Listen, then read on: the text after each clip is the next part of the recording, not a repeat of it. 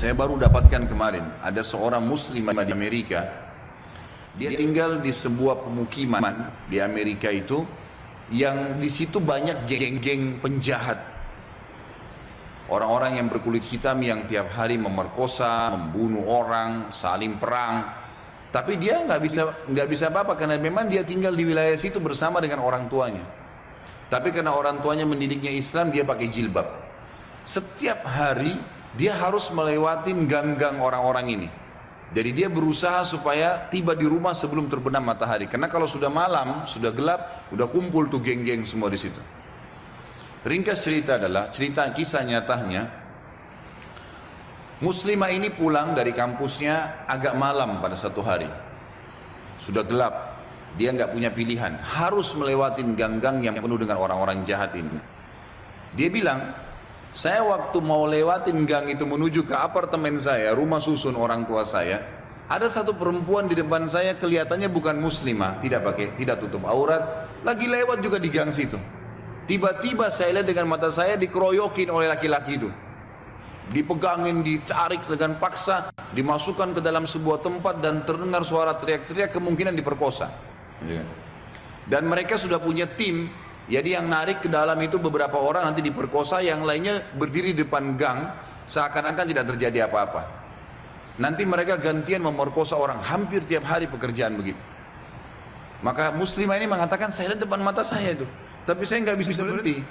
Saya mau kemana? Mau ke kampus sudah tutup, mau ke tempat teman-temannya jauh, rumahnya tinggal beberapa langkah, harus dilewatin.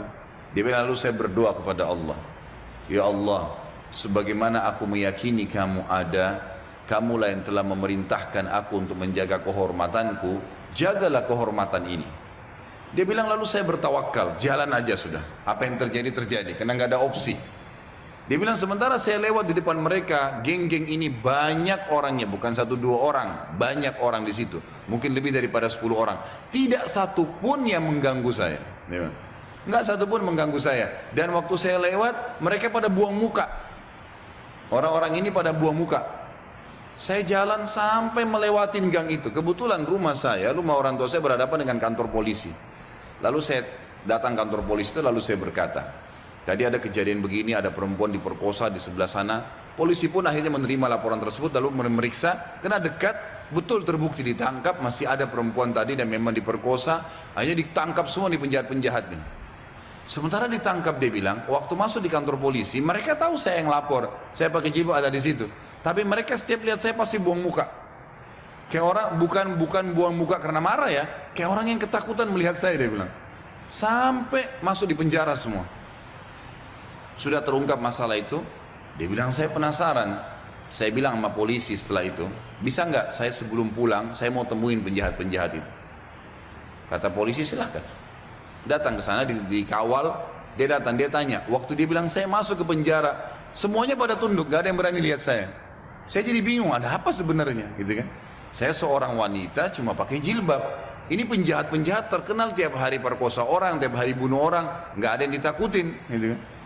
Maka saya bertanya, saya mau tanya, saya yang melaporin kalian, gitu kan? Maka semuanya ada satu orang yang menjawab mengatakan, kami tahu kalau kamu yang melaporin, gitu kan? Terus kata si perempuan ini, kalian tidak marah dengan saya? Karena ini nanti ke depannya siapa tahu mereka lepas dendam. Nggak ada yang nyaut, diam aja semuanya. Terus dia bilang, saya mau tanya, kenapa waktu saya lewat tidak ada di antara kalian yang mengganggu saya? Saya ingin tahu, apa sebabnya? Ada satu orang, dia tidak angkat matanya ke arah perempuan, cuma dia tunduk, dia mengatakan, dari tadi, dari anda lewatin gang sampai sekarang, di belakang anda banyak orang yang menggunakan baju-baju putih yang menemani anda. Dan badannya besar-besar, kami takut. Perempuan ini bilang, saya tiba-tiba gemetar, hampir jatuh. Kaget dengan informasi itu. Tapi itu kisah nyata, gitu kan? Kisah nyata. Dia bilang pun, kalau begitu baiklah, dia keluar, lalu dia ceritakan kepada keluarganya. Tapi apa yang kita ambil pelajaran dari kisah ini? Keyakinan kepada Allah Subhanahu wa Ta'ala mendatangkan pertolongan yang memang tidak masuk di akal manusia, tidak masuk di akal manusia, nggak bisa, susah untuk dihubungkan itu.